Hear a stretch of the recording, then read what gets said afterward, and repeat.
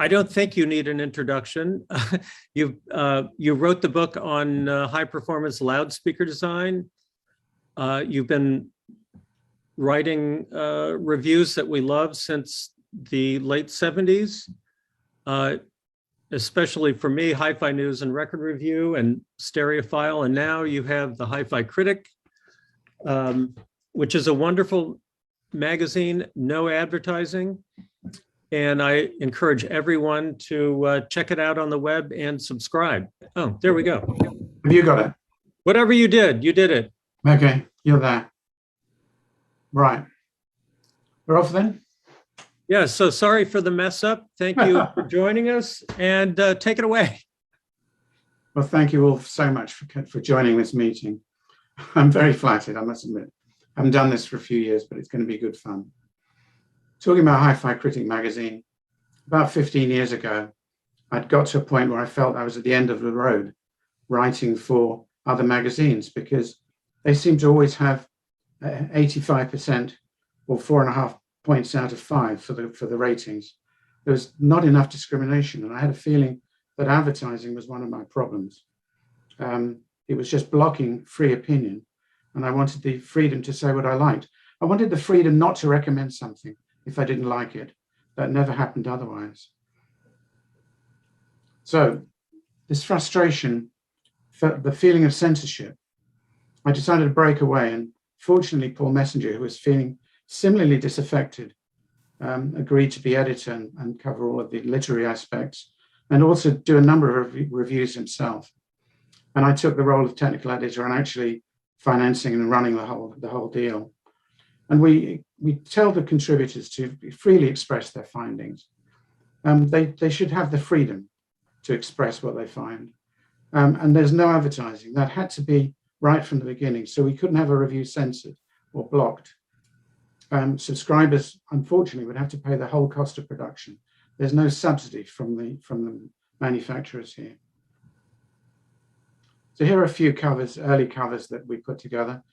Initially, we had a kind of technical look to it, like an academic paper or an academic magazine with a listing, but we've got a bit freer with our artwork since then. But it's been great fun so far, I must say. My own background, well, I was crazy about wireless transmission. I can remember from the age of 4 staring at a crystal set in a shop window in Liverpool and thinking, what does that do? What could I do with it? It's a radio, but I don't know how it works. I don't know how to make it work. So I built my own crystal receiver a few years later, and I was able to listen to stations across Europe, even Voice of America on a good night, and sometimes Radio Moscow. And that was with an aerial in the garden running from my second floor bedroom window. I then experimented with PNP transistors to make a little amplifier to drive a loudspeaker. And later I built a 4-valve tube battery operated radio. Mains voltage was considered too dangerous here, 250 volts. So this thing ran off batteries. The high tension battery was 90 volts. I was inspired by, recently acquired by my mother, of course, a United States father. A guy did everything. He was ex-Yale, New York attorney, chemist. He also did atomic physics, played the violin, and he had his own self-built hi-fi system. So around 14, 15, this guy really took me into audio, had equipment, and I started to realize what it was all about. And I began building loudspeakers and a mono hi-fi system by the time I was 16. Early experience, well, I was fortunate to be asked to be a shop boy at Audio T, which is an audio store in London. And being a shop boy then, a student, you were allowed to deal with customers and you were allowed to demonstrate hi-fi systems, and you began to work out how they all connected and how you could optimize systems for the best sound quality. My colleagues there included Phil Swift and Derek Scotland, and as you know, they later formed Audiolab and another company before that. At this time, hi-fi was exploding on the consumer market, and there was expansion in recorded music as well. And this really was very, very exciting times. Shops were opening everywhere, hi-fi businesses were opening everywhere. And I had that vital experience of dealing with customers, getting out there in the real world and configuring and setting up systems that perform musically. And this was really great stuff. When I started audio reviewing, I already had a background in putting systems together and talking to people about how it sounded. One particular issue was that I knew that amplifiers sounded different. At that time, amplifiers were said to be identical in sound quality. We weren't allowed to talk about sound quality differences, but I knew that they existed and I wanted to know why. After that early training in the dealing, in the hi-fi dealers, I needed to get some sort of qualification. And I thought I'd do a practical course at the Polytechnic in London. They had a sandwich course with industrial experience in electrical and electronic engineering, and that was a good foundation. And about 1972, I began independently writing reviews for what Hi-Fi, it's one of the biggest magazines in England at the time. And in the first year, I discovered I'd written 25 reviews, including the original BBC 3.6 and the Spender BC1. The 3.6 was made by Rogers, of course. That was tremendous fun, and I really got into reviewing. And then during this period, Mo Iqbal, who was a local businessman in Cambridge, and Mike Beanie, who was manager of Audio T, I think Enfield, they asked me to come with them to be three directors of a company called Monitor Audio, which I think we jointly decided that's what it was going to be called. But I was obviously the loudspeaker man at that stage, and I designed and made speakers, and we amazingly got to £1 million in the first year. We launched at Paris, and on the next stand was Alan Sugar with his Amstrad Hi-Fi range. He had no French, and we had a bit of French, so we would pop over to his stand and help him out with the potential French distributors. In '75, I resigned Monitor Audio because I was under huge pressure. We worked really hard, like 16-hour days, and it was just driving me crazy. And anyway, I felt like having a child. There was no way I could do it. I was so exhausted. It was completely impossible doing 16-hour days, commuting to Cambridge. So I resigned Monitor Audio and decided to be an independent journalist.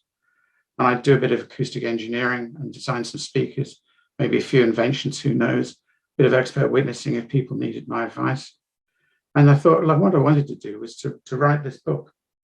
I picked up so much on loudspeakers. I thought, come on, try and write a book on loudspeaker design.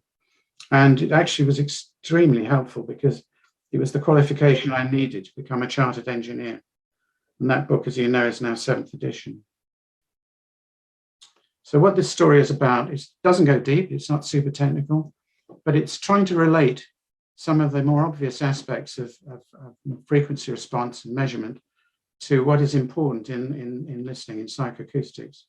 And it's based on this amazing thing, music and sound. Once you're hooked on music and sound and how you can manipulate sound to hear the music better, you're stuck forever. That's where I still am. Audio perception. How do we describe sound quality? Very complex question, and many people have many answers to all of the parameters that can be used to describe sound quality. Many of these I use in published reviews. But one of the issues is to compare past experience of live sound with recorded, reproduced sound. You absolutely have to be familiar with live sound in real live spaces. You've got to hear those echoes. You've got to hear the reverberation. You've got to hear the ambience in the place where the sound is occurring. Every time I hear a live marching band in the street, I'm just astonished by what it sounds like, by the quality, by the clarity, by the excitement. It's an amazing thing, and we're trying to create that in people's houses. Difficult thing to do, but we do our best at it. When you're listening to reproduction, you've got to make judgments as to how natural it is, the timbre and realism. Does it convey performance? Does it convey tonal qualities of instruments? Does it convey space? Does it convey the number of instruments playing together? Do they play in counterpoint? Are they fun? Is it enjoyable? Is it exciting? Are you involved? Quite a lot of equipment reviews don't say enough about that. But we must remember that published equipment reviews will be opinion, and it's hard to argue with personal opinion. This is my main listening room in Hampstead in North London with the resident Magic OS 5.2s. I've learned this room is difficult to use. It's 30 foot by 25 foot, and it's an L shape. And you have to find the right place to put speakers, and setting them up the experience of Wilson alignment has helped me greatly to get nearly every speaker that comes in a decent position, but you have to micro-tune them with respect to local boundaries. You need a bit of absorption. When I first came to this room, there were no carpets, and it rang like hell. It was an extraordinary noise. The sound wasn't too bad, but the reverberation was like 3 seconds. So a few decent, big, thick carpets sorted that out. And the equipment you'll notice is that on the left, effectively on the left with regards to the stage. Equipment in the middle between the speakers is an obstruction, and it diffuses the stereo image. You want really clear, organized space between the loudspeakers that your brain can learn the local reflections and then begin to remove them from the equation. If there's things in the middle and confusion, there's trouble. And one little aspect of this particular Magico design, which is worth pointing out, you can see that the sides are curved. And when that speaker came in, I could hear immediately the sides were curved, and I wondered why. And then I put back rectangular face speakers, square-sided speakers, and set them up straight ahead. And I realized I'd been listening to the reflections between the two speakers, the side panels reflecting each other, but the curved sides of the Magico dispersed that reflection. And that's one of their features of the stereo image. It's particularly sharp, partly because of that curved side. Measuring that speaker in this room produced this set of curves. And I've been using this set of curves for some years now. They originated at Hi-Fi News when I was doing speaker reviews there, probably 25 years ago. And I find them helpful because it tells you everything about the speaker at a glance. The top curve, as you might hope, is the axial response. And you'll see that of the Magico, this is of the Magico, that it manages like plus or minus 1.5 to plus or minus 2 dB, right out to 30 kilohertz. It's a small peak at near 30 kilohertz, but it's really quite trivial. That is a pretty exceptional result. Very few speakers do that. Now, the next curve down, the yellow one, you can see there's a dip at about 3.5 kilohertz. And that is, of course, an interference dip caused by the outputs of the mid and treble going slightly out of phase above axis. Now, I point that out because the interesting thing here is that's the sound you hear from many speakers when you listen to them at a hi-fi show and you're standing up. You're in the dip between the mid and the treble. Probably the treble peaks slightly, and there's the dip in the presence range. Now, where you're sitting, a few degrees below axis, is the orange curve below that. As you can see, there's no trace of a crossover between mid and treble at all. And that's the sound you want to hear. So beware when you go to hi-fi shows, if you're standing up, don't misjudge it because you're probably listening to a dip. The fact that the curve is still good below axis shows that once you're below axis, you can be of different heights. Now, some speakers are very directional in the vertical plane. And if you're a few degrees down, you might find another notch. But you can see with this particular speaker, which is well blended, it's almost as flat as the top curve, even though you're 15 degrees below axis for this orange curve. Now, the next set of curves are off-axis lateral, and they're telling you what is being driven to the room walls, to the sides of the room. And the characteristic feature, again, of this speaker is that those curves continue in succession. They cascade down, but they're very, very similar. The fall-off is essentially in the treble above 7 kilohertz. It begins to decay. And you'd expect that because of the directivity of the 1-inch tweeterdome. And then finally, a curve which John Atkinson, I know, is very keen on.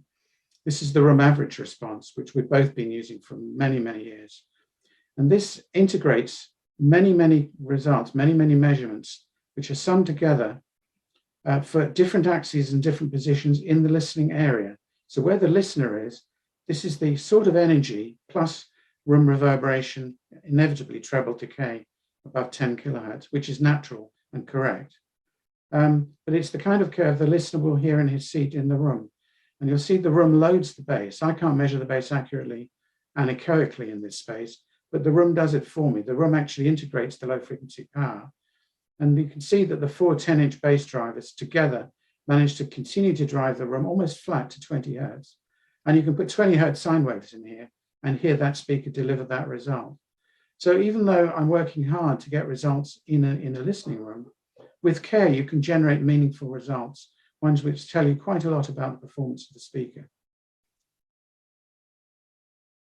Have we got the parameters right? This is to do with what is called accuracy. In electronics, we want this frequency response to be flat, technical accuracy. Reasonably flat anyway, because we don't want it to change the sound of the program that's going through it. In the great scheme of things, we can do it. It's easy to measure, and I think amplifiers are generally extremely uniform in frequency response. In fact, plus or minus 2 dB from 50 to 10K, for most people, sounds damn flat. They would be hard to say that's the wrong response or there's an error in the sound. So amplifiers are much better than what's required. And if you can get a speaker to do plus or minus 2 from 50 to 10K, it's respectably accurate. It will continue to do this. Actually, very few speakers manage it, which is a disappointment. Loudness significantly alters perception. Well, any test that you do, any listening test that you do, you must control loudness. The sound level you're listening at changes the way you hear so much, changes how much detail you hear, it changes perspective, it changes tonal balance. It's because the ear responds to loudness at each level with a different intrinsic response. So critical comparisons of quality will generally require loudness matching of the two sources, if you can find a way to do it, within 1 dB. And in fact, routinely, I try and control loudness to half a dB. If I'm comparing CD players, I need half a dB accuracy in comparing them. Otherwise, I miss the point. So here's some interesting anomalies in loudspeakers. One of them is called the 3 dB dip. 3 dB dip. It's not quite right, but it'll do. Consider a speaker straight ahead of you. It can have a flat response, like it's somebody talking to you. And you know what it is, and you can hear what it is. But put up a stereo pair and space them at the stereo pair positions, and you hear a 3 dB dip in the lower treble, about 1.5 to 4 kilohertz. It's in that range. And it's because the speakers are now at 60-degree equilateral positions. They're at an angle to the head. And so the hearing response is different to when it's on axis. And it's the HRTF, the function of hearing, including your physiognomy, your shoulders, your ears, your neck, and the rest of it, the head shape. Now we have to remember the acoustic power in the room and the first arrival axial sound sum at the listener. So you're listening to two lots of sound with different arrivals. And if you go forward to this, directivity varies with frequency because the source dimension is not uniform, unless it's a sphere. It's interesting to listen to spheres. Variation shapes the acoustic power in the room. So the problem is the acoustic power in the room and the first arrival axial sound, they're not the same. We don't listen directly facing the speakers. They are slightly off axis. So a central loudspeaker may have a flat response as if it was any natural source. But for stereo, they'll be located at 60-degree equilateral locations, 30 degrees to the head. So what about the 3 dB dip?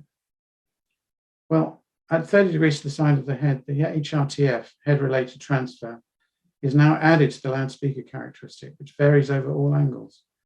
We're accustomed for one loudspeaker, but not for a stereo pair.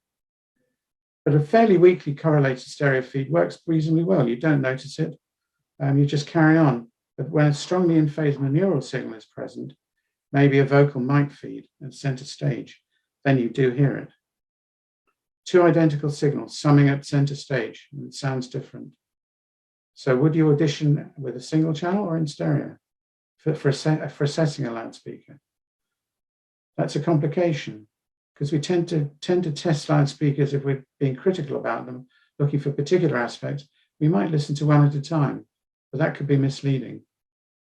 In a single audio channel, even one derived from the stereo feed, will not sound the same as a stereo 2-track original due to the use of one or two speakers and one or two channels. You'll need to learn the signals that you're using to test loudspeakers with. In a listening room, a single channel sounds different to stereo 2-channel for many reasons, not least phase cancellations. You get different frequency responses in different parts of the room, whether you're using one or two sources, the way the room is voiced by two sources or one source. And of course, with two sources with a coherent signal, there is some interference between them. Of course, you've got the angle of your ears into the head and different heights. So I advise speaker designers to go stereo as soon as possible. It's quite misleading to try and judge a single mono loudspeaker. It won't sound the same when you build the stereo pair. So a single channel speaker presented centrally is a monaural reference point.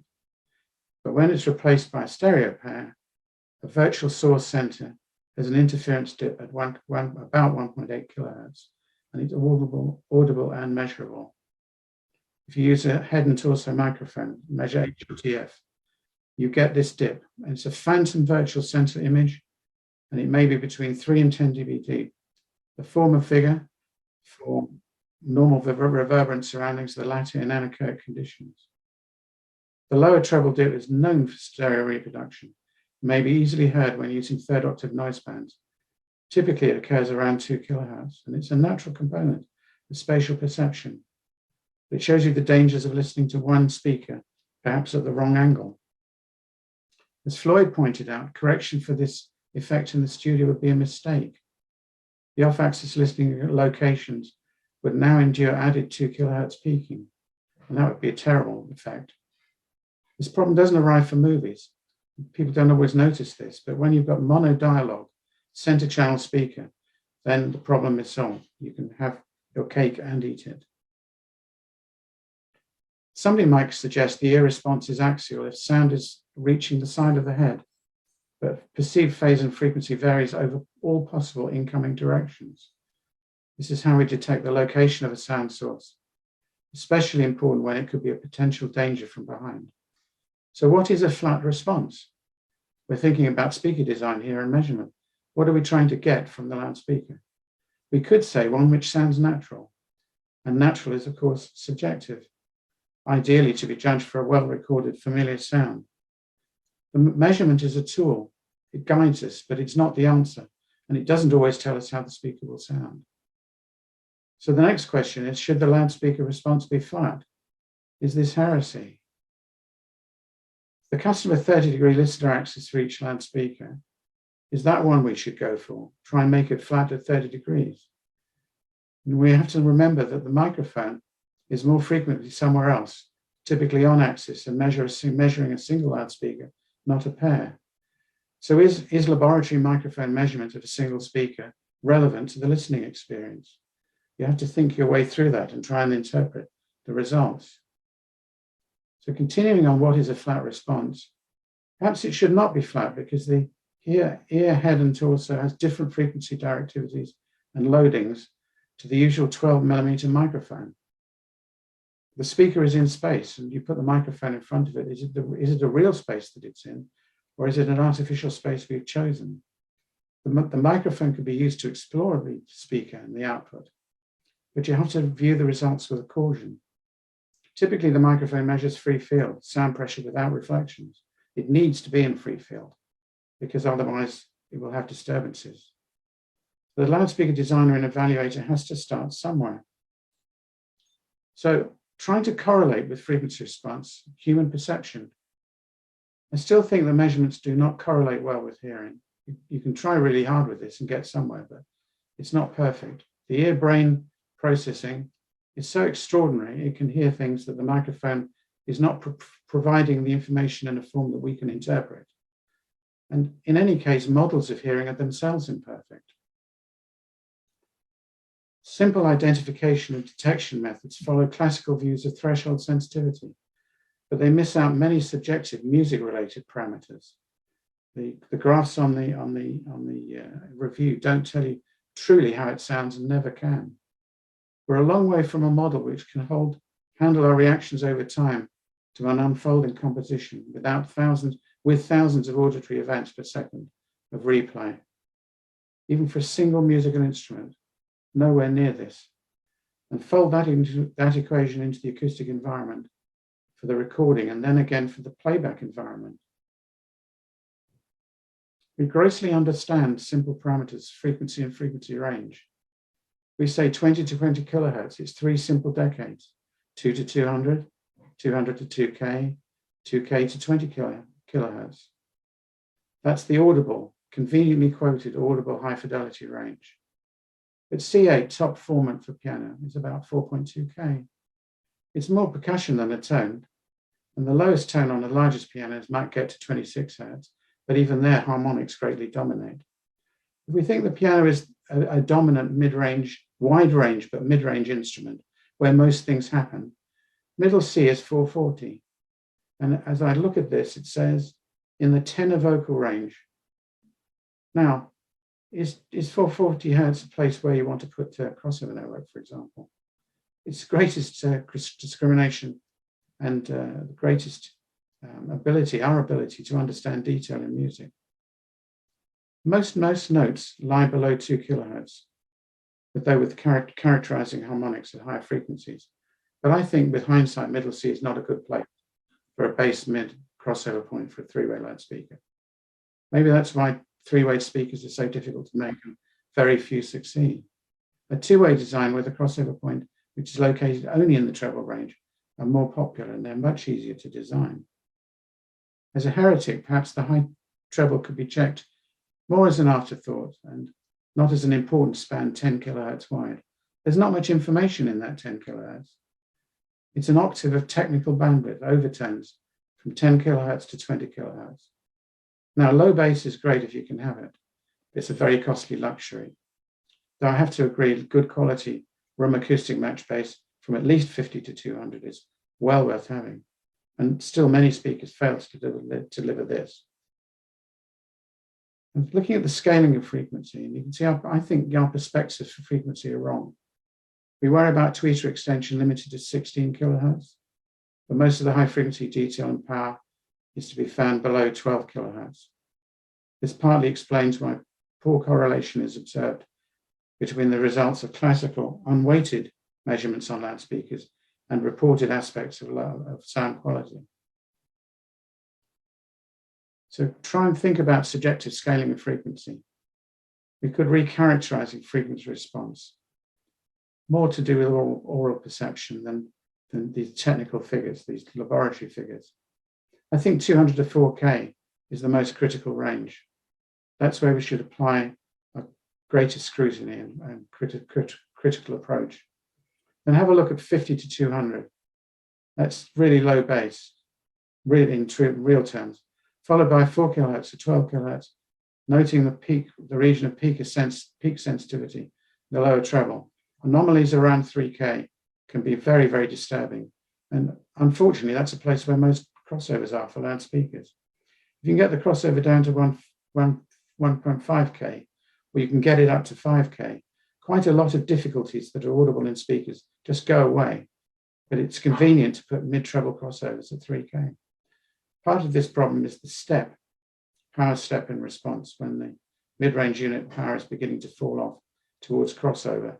And then thump, we get to a 1-inch tweeter, which is almost omnidirectional and produces much power. The power response and integration of drivers is one of the critical aspects because that drives the room acoustic. And after that, you can have a look at the high treble, but almost as an afterthought, most people can't hear it. Saying that, absolutely. When I say they can't hear it, there isn't much information there to hear in the first place. Low bass is great, but it's a costly luxury. If you can afford it, it's great fun. So I think the most important characteristic of a speaker is uniform acoustic power, 200 to 5 kilohertz. This dominates timbre, it dominates balance, nearly everything else. Then you just tack on the bits at the end as and when you can afford them. And that completes this particular aspect of my controversial attack on current measurements. Thank you, Martin. You can stop the screen share now, and I'll stop talking now and call on Charlie Conger. Hi, Martin. That was an excellent delivery and content. Really appreciate it. I had about 3 or 4. Carry on. I have about 3 or 4 questions to ask, and I'll try to keep them very short. On the Mantico measurements, those were at what distance? Do you recall?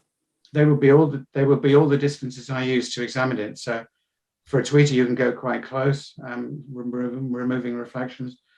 For the room curves, it's out at 3 to 5 meters.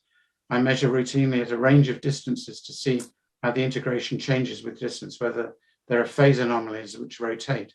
Sometimes you'll have a phase shift, and as you move away, the angle will rotate between the two sources. So I want to see whether there are dips in space moving away from the loudspeaker. But most of what you saw would be at 2 meters. 2 meters. Perfect. And then you mentioned the loudness match within 1 dB or better. How do you achieve that? How do you define loudness match? When I'm talking about comparisons of sound, for example, 2 CD players, I'll make sure that I can match the output within half a dB if I can. If I'm using a high quality preamp and I've got accurate calibration, then I can set that. And if I'm more than half a dB out, it's not as easy to get the exact comparison sound quality. It gets in the way, let's put it that way. You have to leave it longer. If you're a dB out, you have to keep listening for 5 or 10 minutes up to that particular section to adjust. How about loudspeakers though? Loudspeakers, you don't A/B loudspeakers. You don't have 2 loudspeakers in the room at once. You just listen to it. I see. The matching was for electronics. Yeah, I see. You mentioned the range from 10 to 20 kilohertz as not being very important. So you mean not very important in terms of flatness or distortion, or of course harmonic distortion there would be way beyond audibility. But well, the first harmonic, second harmonic of 10 kilohertz is already beyond audibility. Correct. The only likelihood of hearing distortion in a tweeter if it intermodulates badly, if it starts to rattle and overload.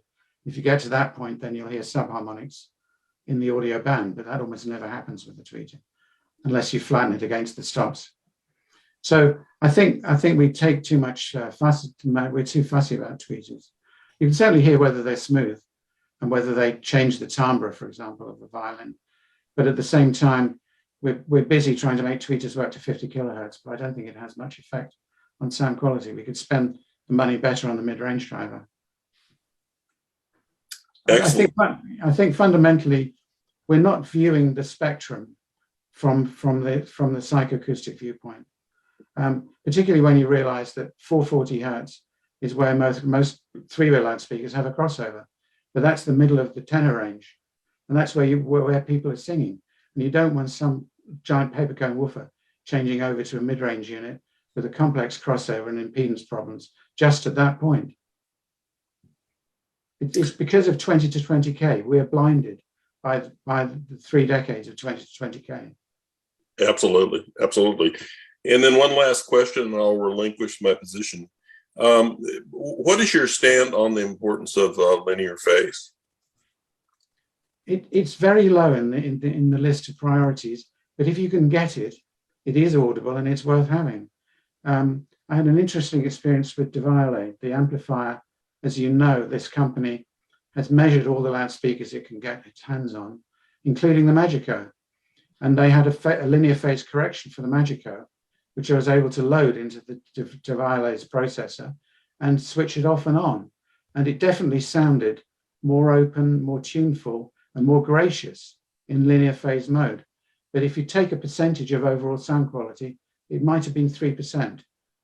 And that was for a speaker which is almost linear phase to 25 hertz anyway, by virtue of its sealed box design and its large volume, tuned volume.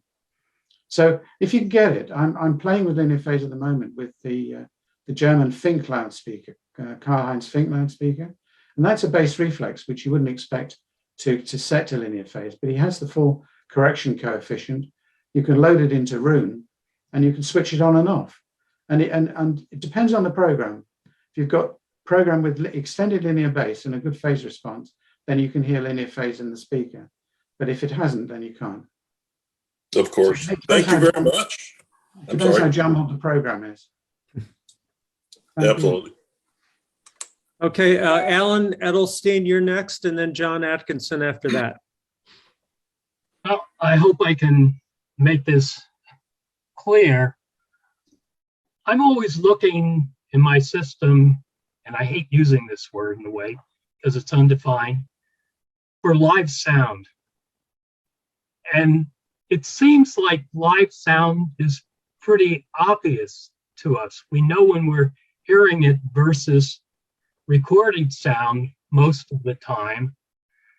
And I think of and it doesn't seem to me to necessarily relate to flat response, because I think of 2 examples. One was an old issue of Stereophile where Gordon Holt reviewed the KLH-12 and had a discussion with Henry Close because he didn't think its balance was correct. And he changed his seat the next month at the Academy of Music, and damned if it didn't sound exactly like a KLH-12, and yet both examples sounded live. And then the other one I think of all the time is out of a room where the frequency response is all messed up. But you know when there's live music and not recorded or definitely not electronically amplified. And where I sort of gotten, and I guess comments on this, so measuring flat frequency response isn't, I guess, what I'm looking for. And I started thinking that what I'm really listening for is dynamic contrast.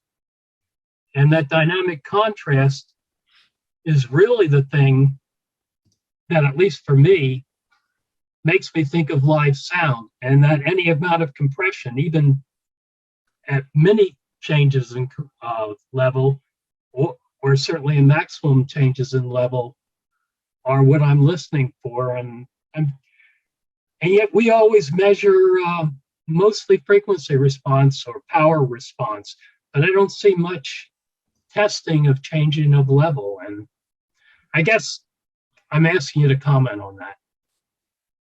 A lot of questions there.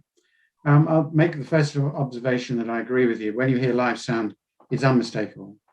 Absolutely unmistakable. You can hear it from streets away. You know what it is, and it's nothing like any hi-fi you've ever heard.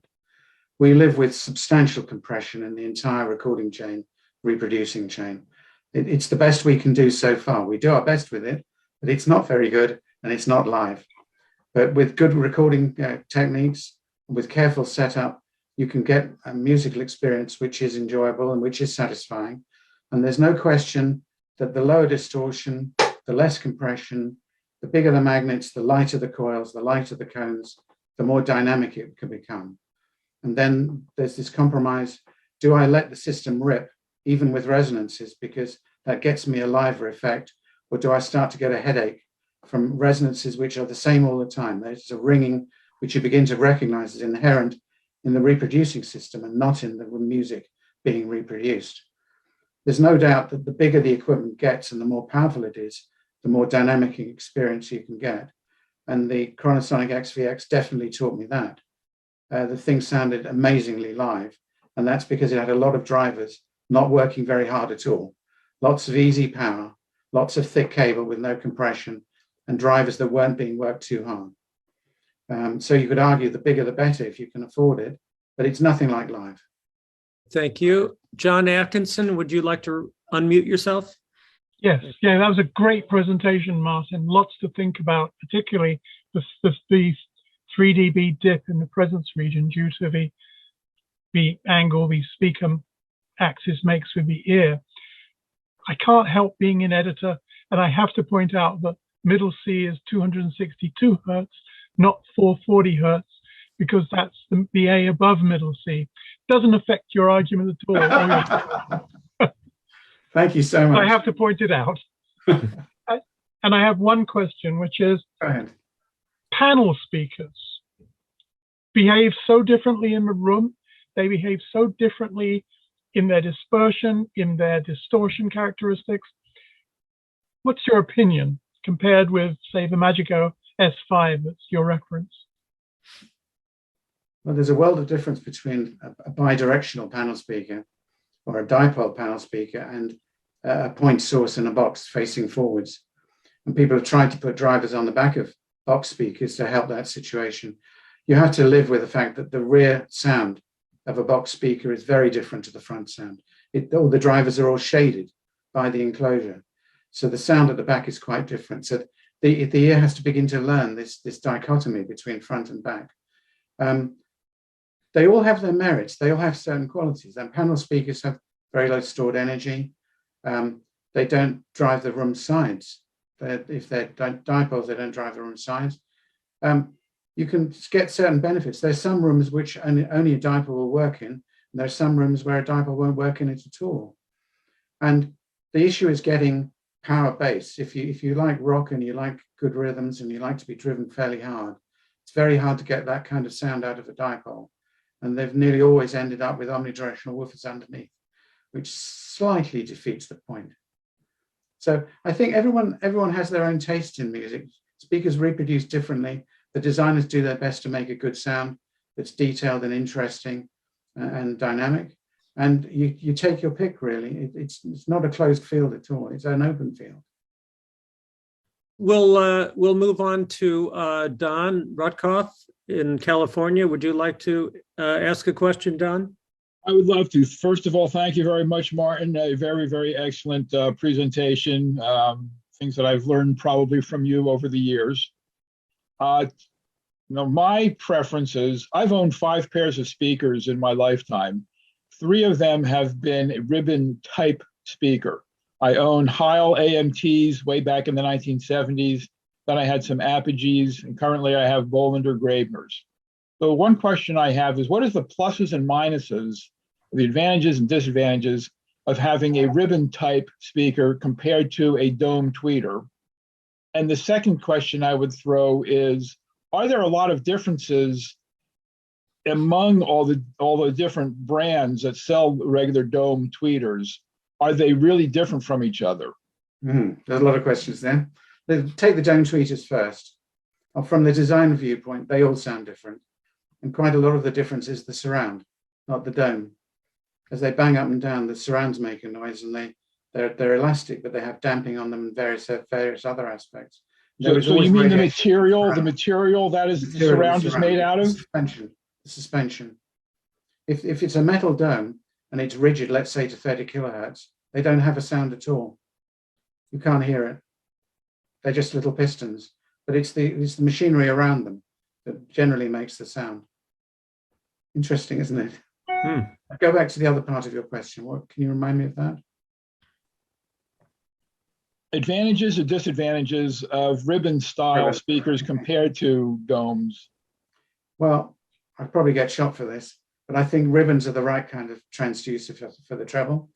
Large surface area, good coupling, good damping, good air damping, and their suspensions are much more linear because they're occupying a larger perimeter of the ribbon. So it isn't this little ring. Think of the dome rattling up and down. They rock as well. There are all kinds of poor dynamic aspects to dome tweeters. The ribbon is controlled in a space. It moves forward and back. It's driven over its whole area. Even if it does break up, you very rarely hear it. They're lower distortion. You've got a higher dynamic range. So I think ribbons are good. At the moment, I'm listening to ribbons off and on. I'm listening to the Fink loudspeaker as an accessory at this stage. And I quite like the tweeter on it, Karl-Heinz Fink speaker. Are you still with us? You're looking a little concerned. Dropped out? No, we're still here. Samir, do you want to ask your question? There he goes. Hi, Samir. Okay, sorry, I was muted. That's all right. So I have 2 questions. They're kind of unrelated. The first one regards equalization. So, you made a very strong point about having, flat frequency response as being a goal. And, most electronics have solved that, except for speakers and the room interaction with those speakers. And, that's where I think a lot of the distortion in audio reproduction comes from, is the speaker. So given that equalization is so cheap nowadays and so sophisticated, you don't have to spend, $150,000 to get a perfectly flat speaker anymore, like, the Magical. You could accomplish this a lot less if you combined maybe a slightly flawed speaker with equalization.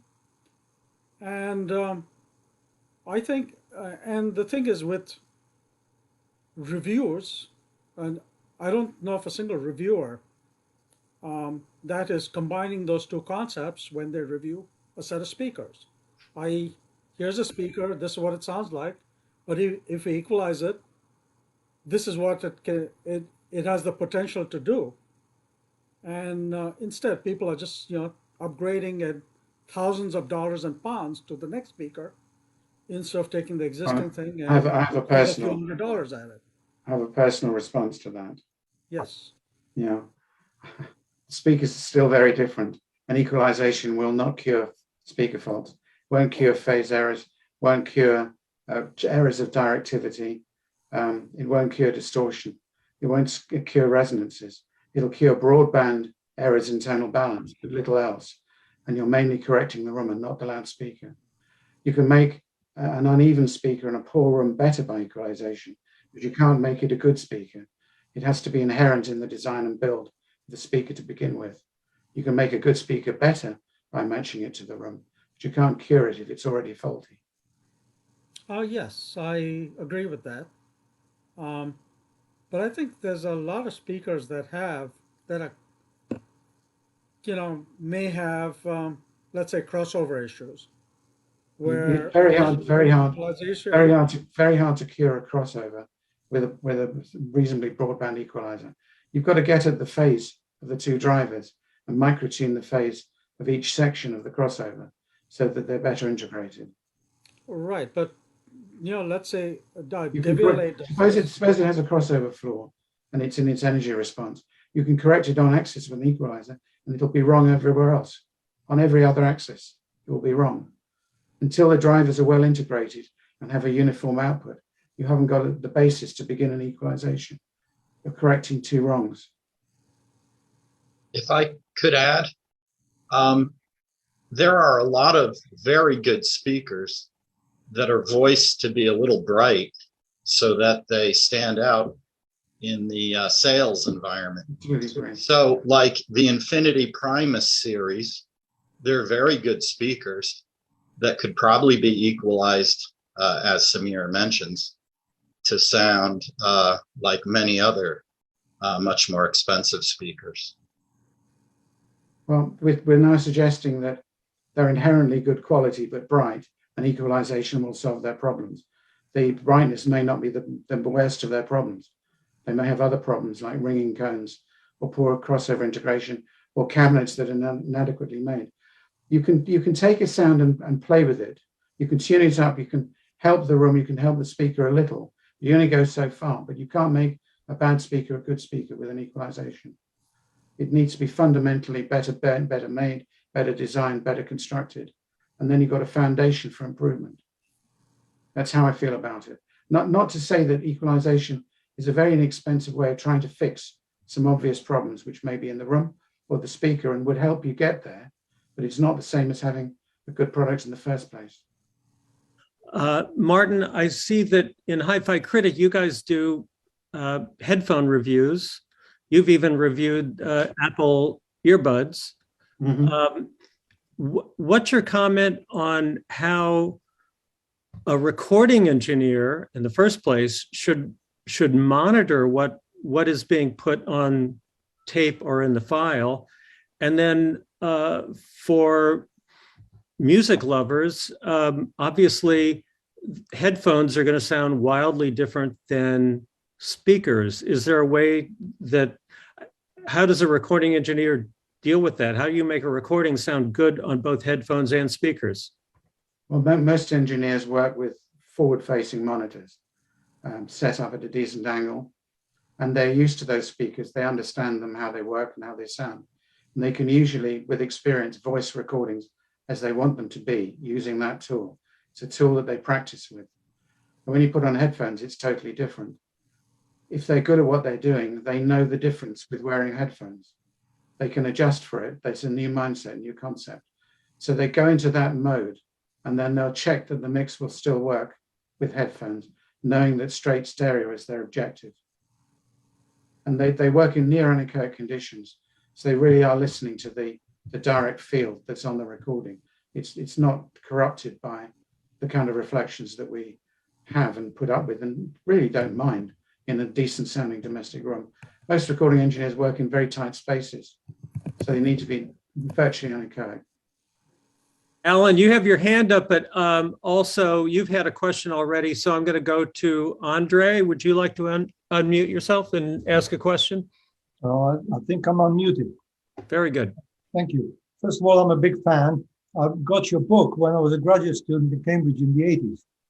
So I've been a big fan for a long time. Okay. I would like to go back to the perception of what live music is like if you're trying to reproduce it. And you already touched on some of these subjects.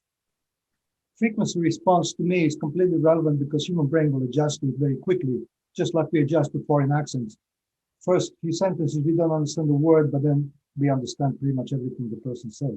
Same thing happens with frequency response. If the person is facing you and talking to you, sounds live and sounds normal.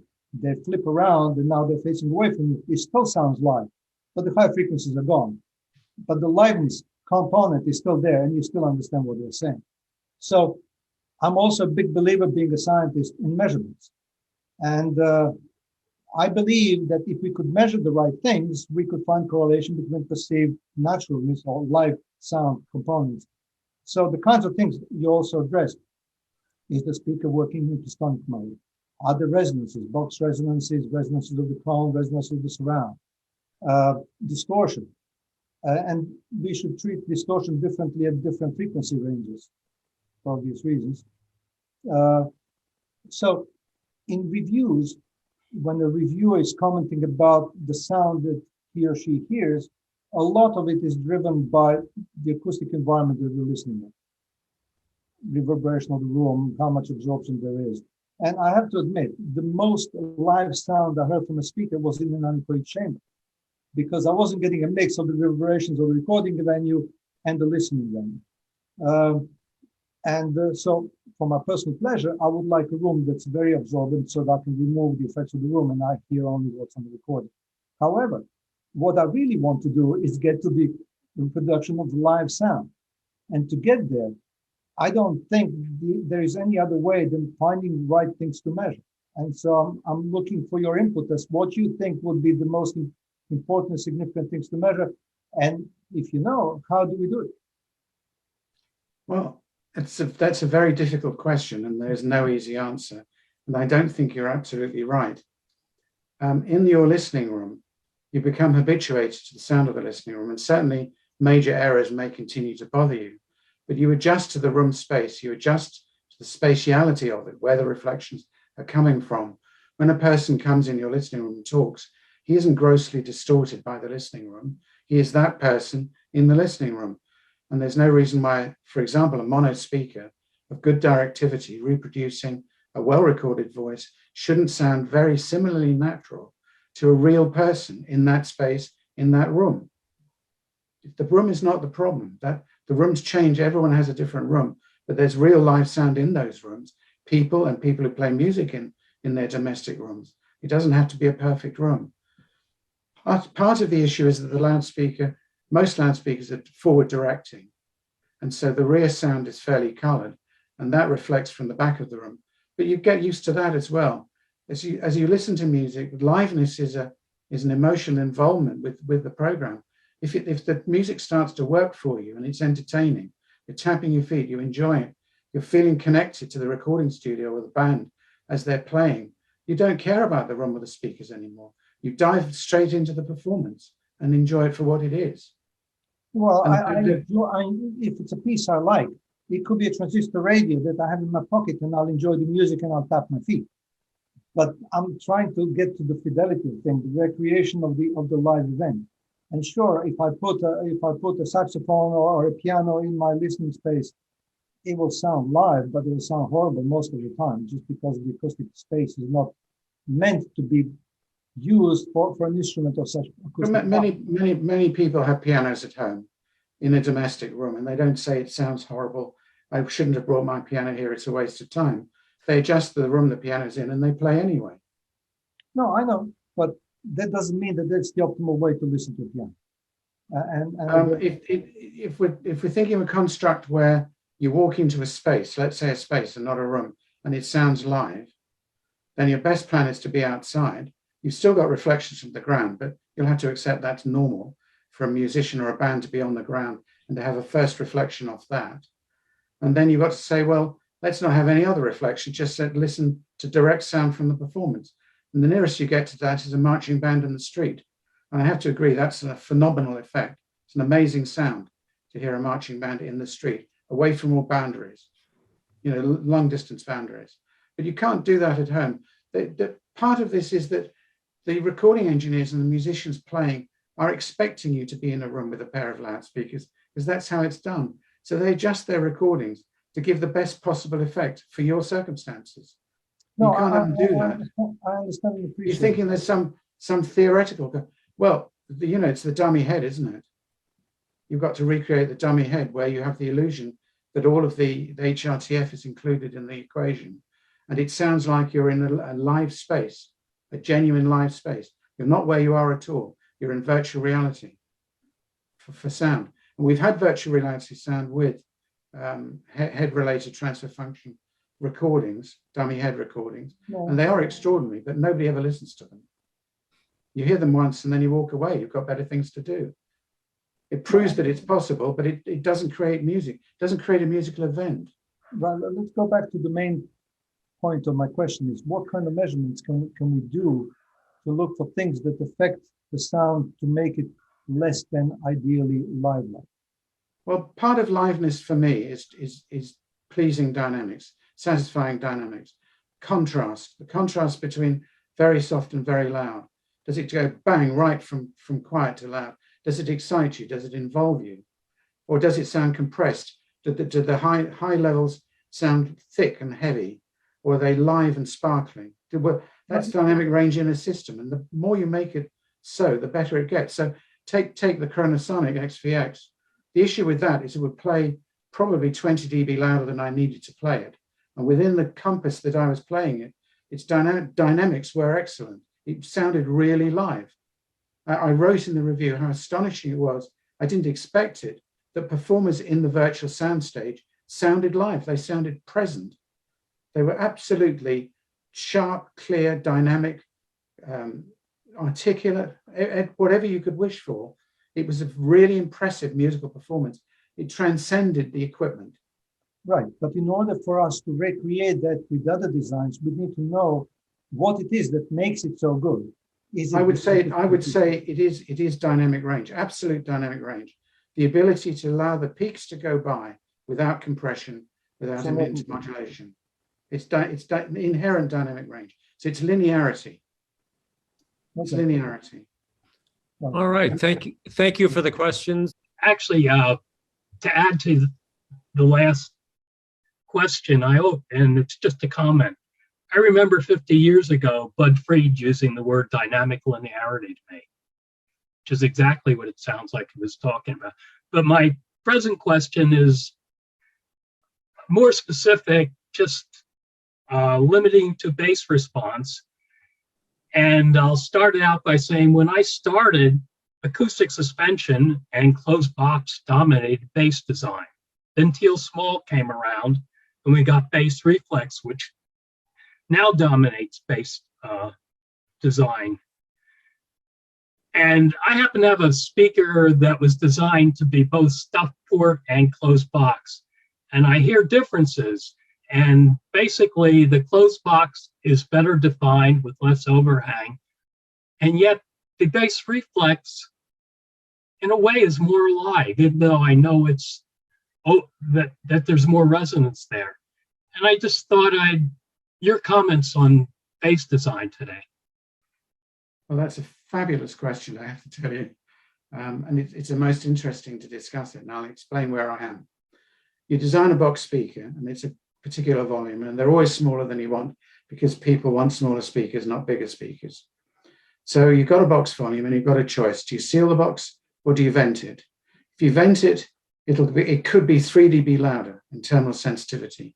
It could play 3 to 5 dB louder as well because the bass driver will not move as far on average with a port. So you've got those advantages ahead of you going ported. If you seal it, the coloration that comes out of the port is removed from the equation. The transient response is better because instead of being a fourth order design, a fourth order filter ringing, it's a second order filter.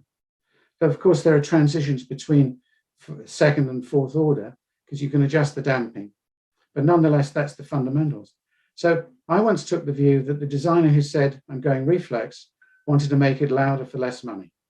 Smaller magnet, less excursion, more bass, and the customer would like that.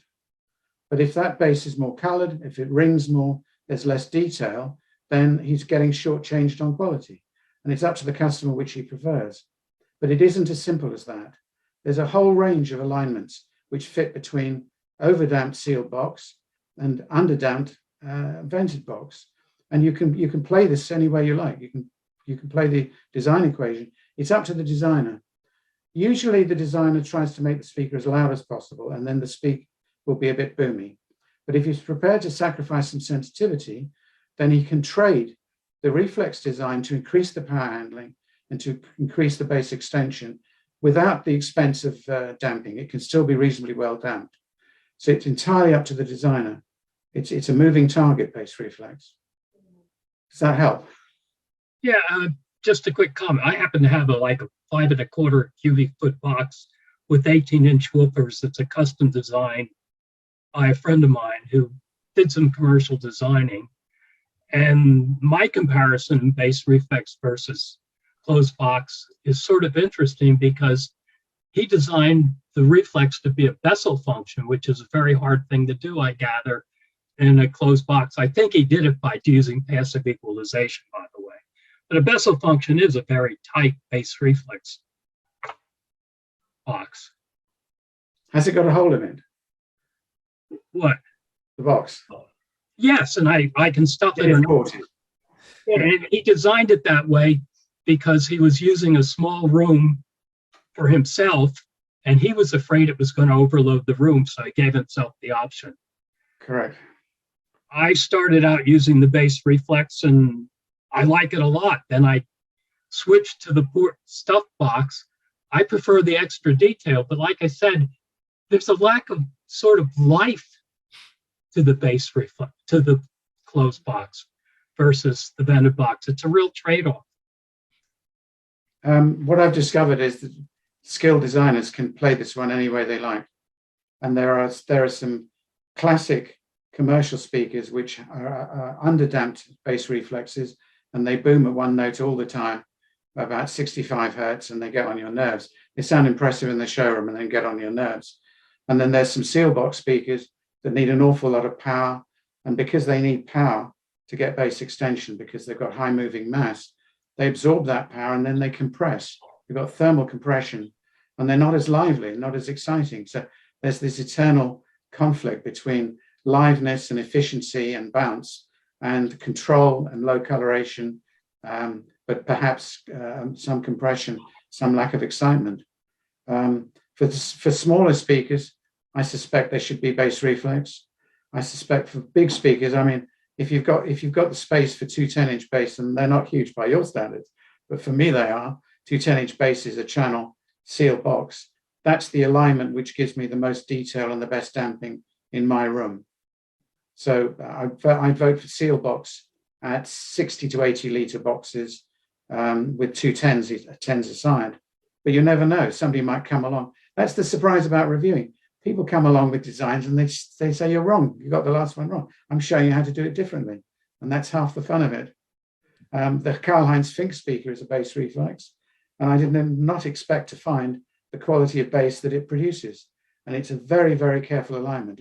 It's a stagger-tuned alignment with a very slow slope.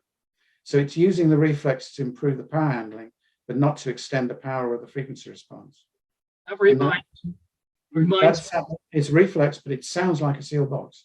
Its timing is that of a seal box. It reminds me of a Rockport speaker that was tested in Stereophile, where the designer claims he rolls at 12 dBs per octave. And he told me to look up the Stereophile test, and damned if it didn't roll at 12 dBs from 40 down to 20. And I suspect what he did was design the port to essentially be flat for almost an octave, but then below 20, it does switch to 24 dBs per octave. But the important part probably is that last octave from 20 to 40. So it sounds, and I've heard Rockport speakers, and they are very tight for a bass reflex. No, I think he's got it right.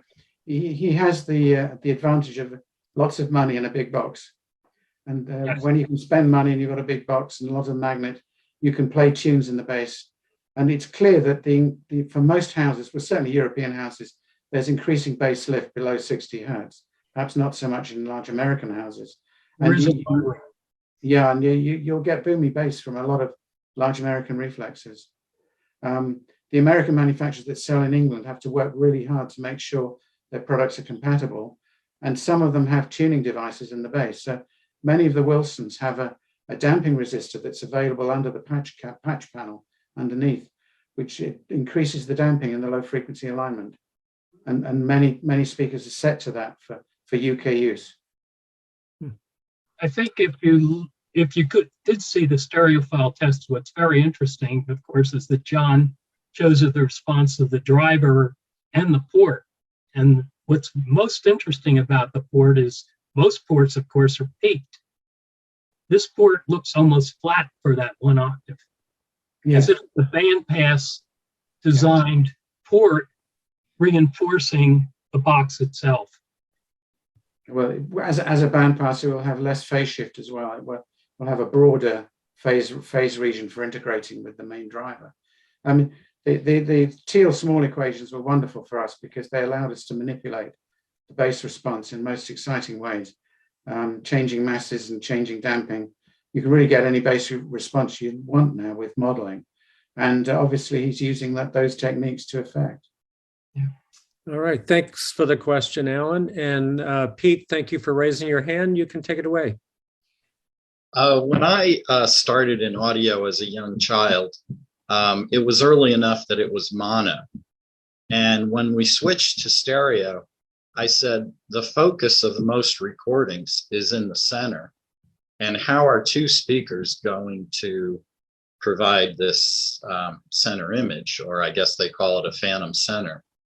Do you find that there's something in a pair of speakers that's required to get a good phantom center? Because I find many systems don't actually provide it very well. In general, some of the tricks that you can use or techniques you can use, you need to curve the sides of the enclosure because a sharp edge, a furniture edge to a speaker provides a point of diffraction. And there's radiating, almost circular radiating wavefronts that are re-radiated from the edges. And you can hear those as an interference in the coherence of the first arrival. You can ameliorate that to some degree by tipping the speaker inwards. So you try and adjust the angle to the ear where there's a kind of sweet spot where you get best focus. And that will be a point of least perturbation of the off-axis, horizontal off-axis response. It's a difficult problem. For example, if you get a mono recording, try not to listen to it in stereo. It sounds wrong. Put it to one speaker only and turn your chair to face that speaker. And you'll hear a better sound from the mono recording than the two speakers trying to produce the mono channel in the center. I did that with the Wilson, where we listened to some very early mono recordings from EMI, and they were more musical, played on one speaker only. I also find if you move your head back and forth, it sounds like the image is going to one speaker and then to the other, and I find it very distracting. Is this on stereo? Yes, yes. The speaker, it suggests the speaker is suffering from some edge diffraction, and its response is changing more rapidly with small head movements than you would like. And the speakers that have more curved sides and better integration with the drivers, you can get some which have almost no variation over plus or minus 10 degrees of lateral movement. And those are more stable in their stereo imaging. We're talking about stereo image stability here and coherence. Thank you. Thanks, Pete. Dave Schwartz, you raised your hand next. Go ahead. I'm curious as to what your thoughts are as to digital signal processing in the design of speakers, such as in the CAF LS50 wireless or the Key 3 speakers. I think that the advantages of total manipulation, I use a kind word, perhaps an unkind word, manipulation of signals, it gives the designer great freedom to fix faults that would otherwise be intractable. He can get at the drivers, the intrinsic driver transfer function, and correct for it in advance. He can correct for time delays. So there are potential benefits to fully digital loudspeakers. And I've heard those benefits, and I think the KII is exceptional. And I think the KEF speakers do a very good job at their price level. It's a triumph of mass production over technology. The technology really is embedded in mass production to deliver something that's really very sophisticated. Of course, when you've got power supplies, electronic power supplies and switching amplifiers, there is some level of interference traveling around the box. And there's something just slightly veiled or slightly obstructed about them. They don't quite punch you in the guts, if you like. The linear amplifiers with passive loudspeakers, for me, go a little extra in terms of dynamic impact and resolution. But these speakers have great value and do a great deal for their size and price. I think they're fine performances, but there are limitations to what they do. They're not perfect. Danko, take it away. Unmute yourself.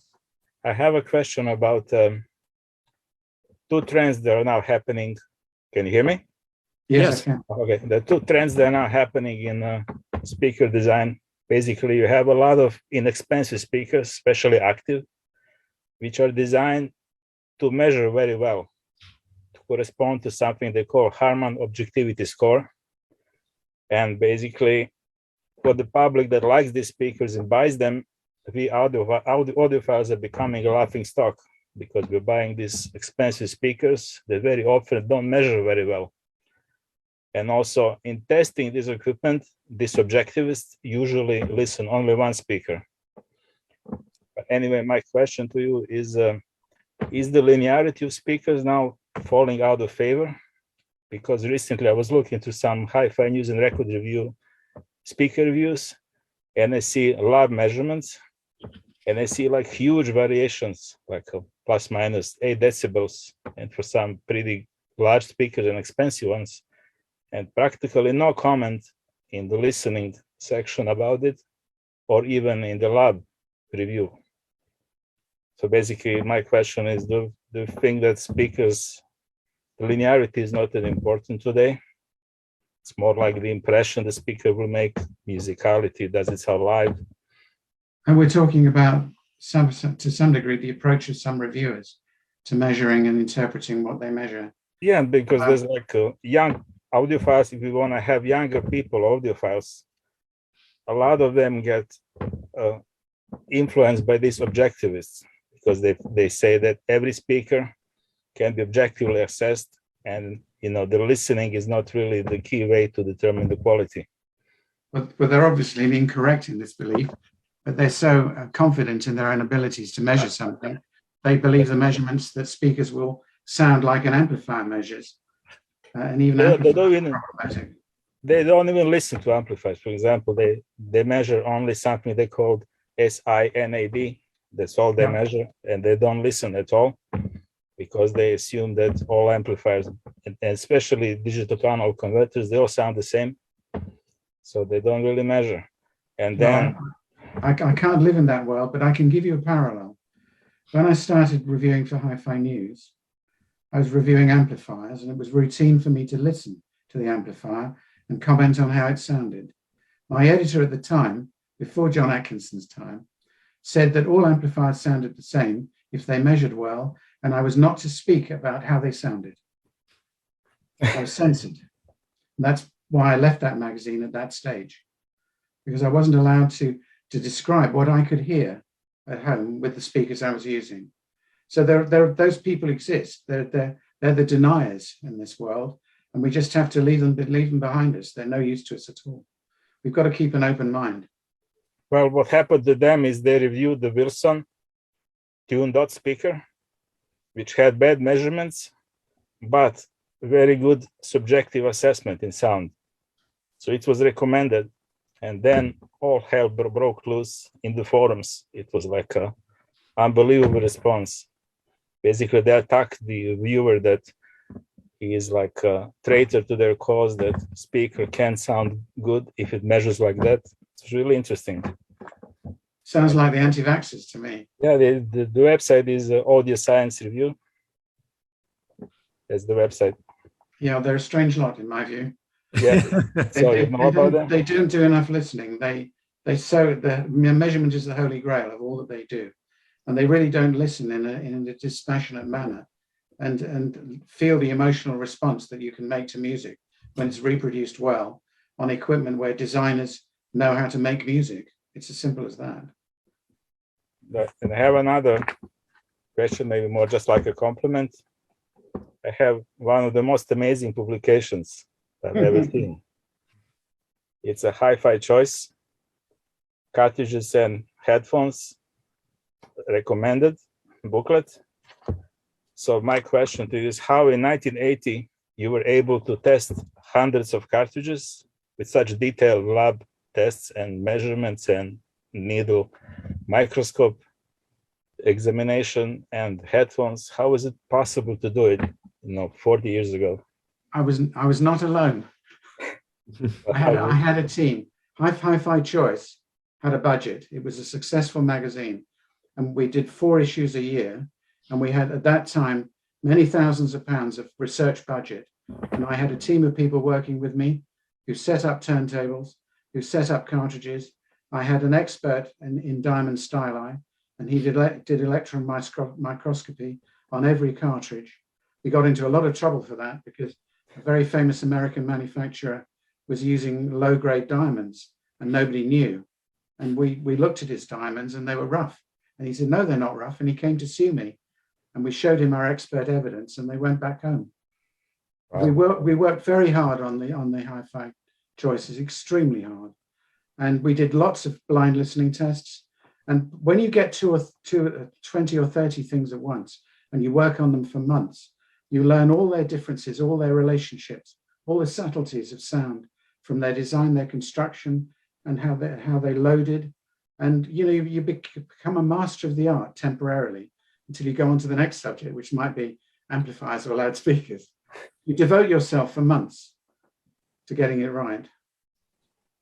Just fascinating. Thanks, Donato. Thank you.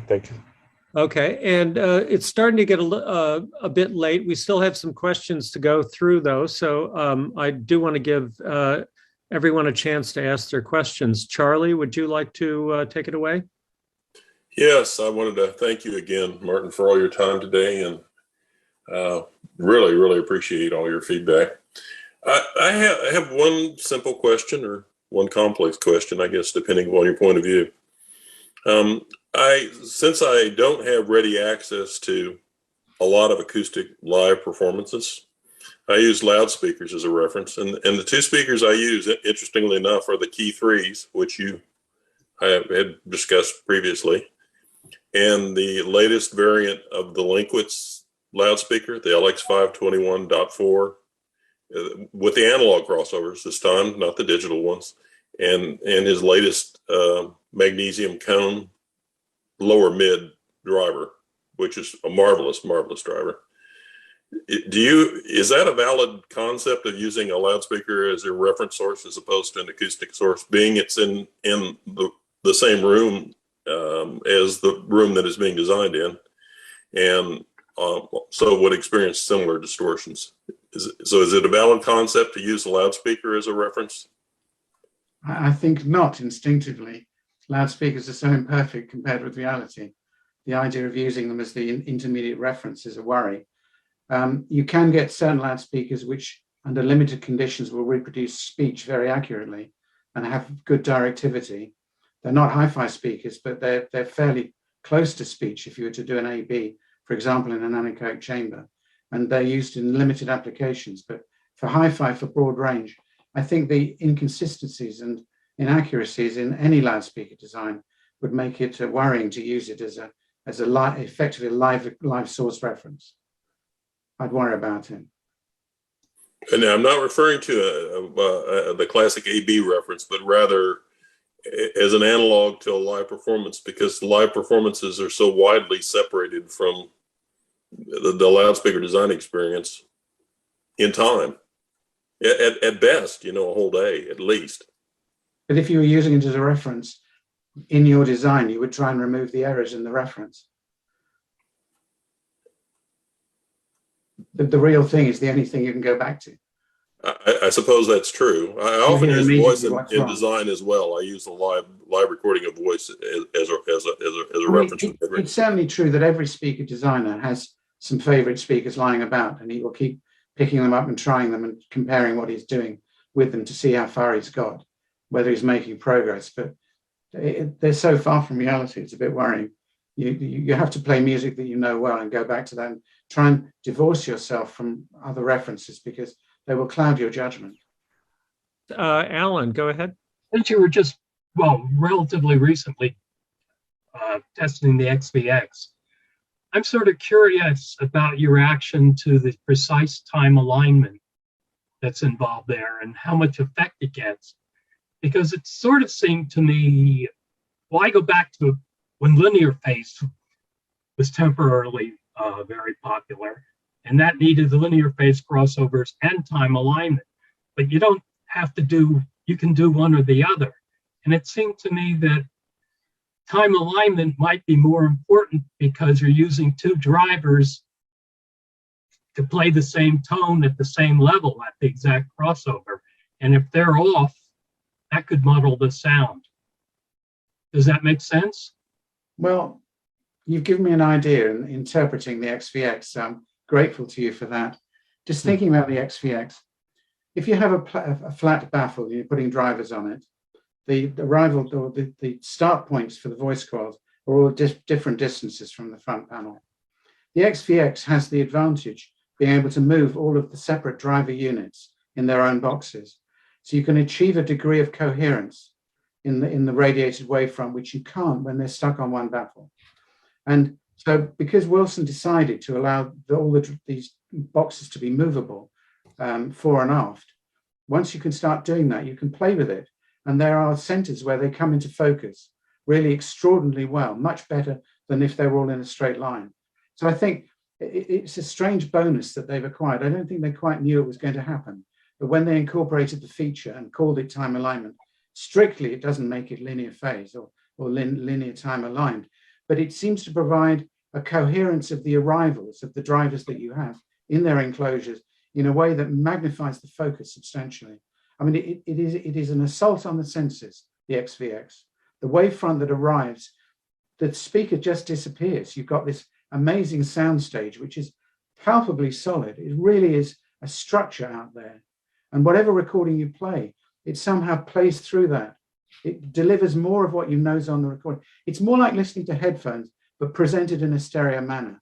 Very few speakers give you the immediacy of headphones. They can do very well, and I like them. And I won't stop listening to loudspeakers. It's my favorite. But that particular immediacy you get with headphones, well, the XVX delivered some of that at the listening seat, and it was quite uncanny. And if you moved those boxes around, it went away. There was a sweet spot for the fore and aft alignment of each one of the parts of that speaker. And I think David clocked onto that early. Most of his high-end speakers have had that adjustability. And we've always used it when they're installed on site for listening. Well, I think it's something interesting. Well, his first speaker was the Wham, which had that. Correct. ability. And I think, and then the Grand Slam. Yeah, and I think he got the idea, although not the adjustability, that was his idea, from the Dockless DQ10, which moved back and forth. Absolutely right. Yeah, he realized that you could separate things and move them about and get their starting point, their time starting point in alignment at the listening position. And there was an extra degree of realism and transient accuracy when you achieved that.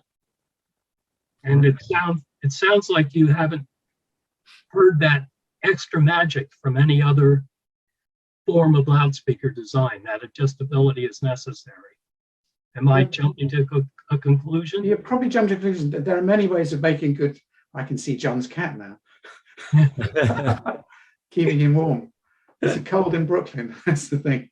No, seriously. There are many ways of skinning the loudspeaker cat. And Magico have one way of doing it, and Wilson have another. But I'd not heard the Wilson alignment feature have such an effect on me as this speaker did. It was very immediate. You closed your eyes and you felt the images were solid. There were real people on stage singing at you. It was uncanny.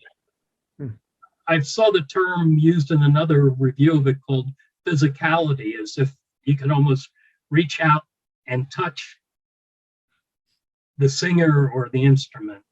I think that's fair. You close your eyes and you really were transported to the soundstage where that performance was occurring. And it did it for classical. It did for a big space, did for an orchestra and piano in Japan. It did it for Fleetwood Mac, not a brilliant recording of many years ago, 70s. It did it for all records that I knew well. It just, every recording I knew really well was a surprise on it. It suddenly jumped out with more musicality, more performance quality, more dynamics, more focus, particularly more focus. As an engineer, I didn't expect a crowd of boxes in a pile, stacked with wings ahead to create a focus of that quality, but it really did. It confounded some of my preconceptions. But you've heard Wilson adjustable speakers before.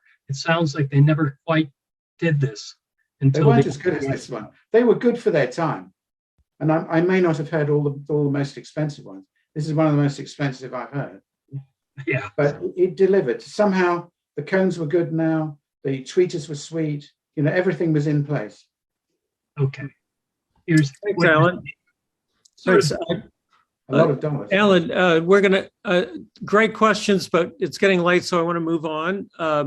We have Pete and then John Atkinson and Mike and a few more questions. So let's keep it moving. Thanks. Pete, go ahead. Yeah. I just wanted to ask if you have a favorite transmission line bass loaded speaker, modern or vintage. And if not, maybe your opinion on them? I think my answer is no. I don't have a favorite one. Have you got? Are they all flawed or?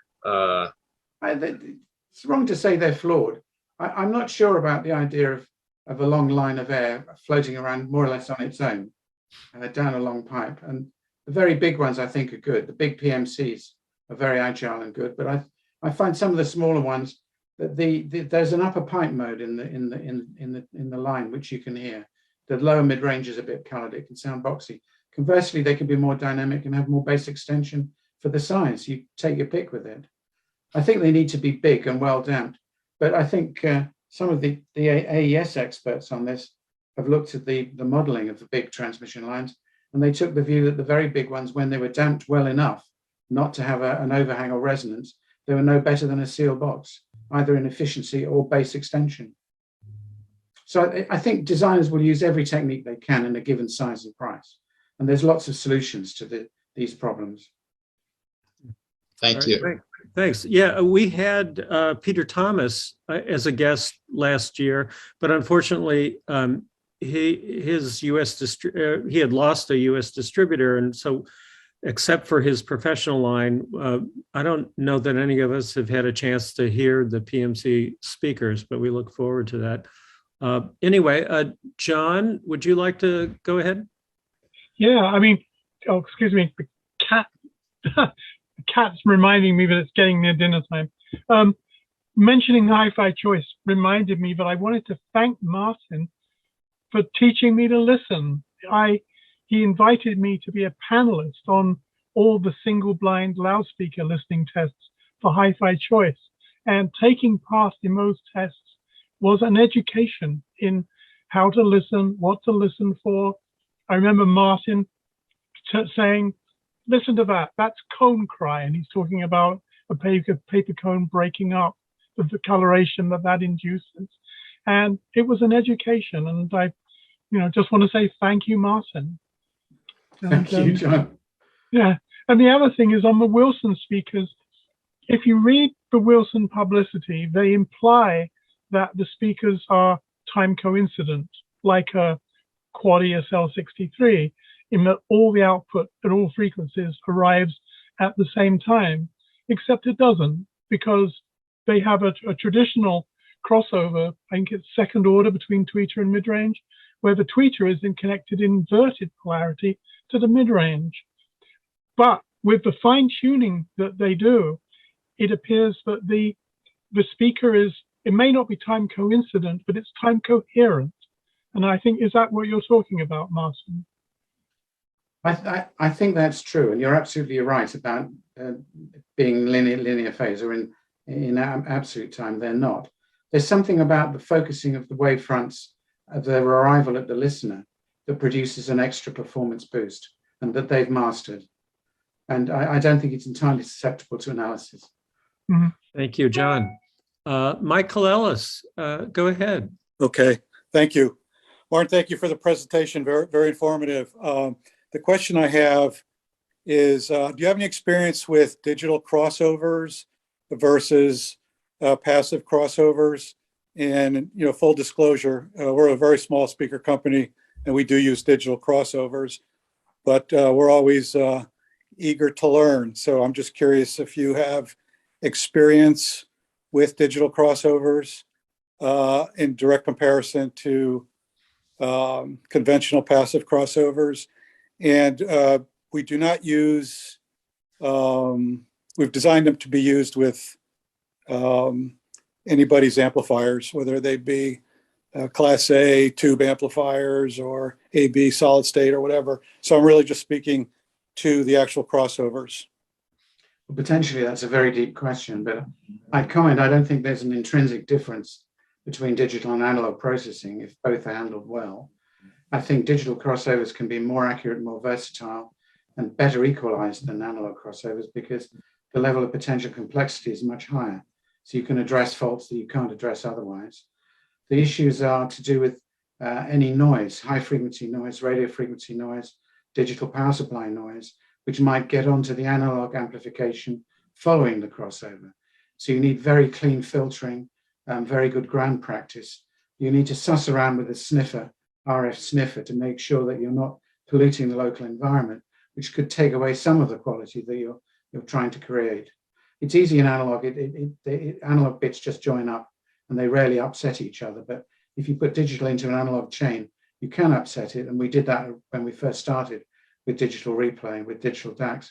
We've learned to filter them better, to filter their power supplies better, to ground them better, to shield them better, to shield their power supply cables. And if you pay attention to detail and set a high standard to begin with and fight for it, you'll solve those problems. I see no reason why you can't make a good digital crossover loudspeaker. Do you feel there's any inherent advantages other than what you just described? The fact that you can build in, sorry, I'll wait for you. Oh, go ahead. Okay. Yeah, you can build in equalization for each drive unit. You can measure each drive unit and pre-correct it. So there's an extraordinary versatility available with a high order filter, which in the Key II speaker they exploit. So the Key II speaker is a remarkable object, and I would never criticize it on performance basis. It's a very good sounding speaker and a very clever speaker. Yeah, one of the reasons I asked is, you know, your expertise, but when we present our products to people, you know, often they're speak very highly of it. And then when they understand we're using digital crossovers, they seem to have a different look on their face, as though this is a negative aspect or a big elephant in the room. And they, it's just a perception that, you know, we're facing is kind of interesting. And by the way, I believe the arrival time of what you're describing, the Wilsons, is very important, as is really excellent dynamic capabilities. Those are things we strive for. But you know, I'm just trying to learn from you. Like, how do you express to people that a digital crossover is not an evil thing?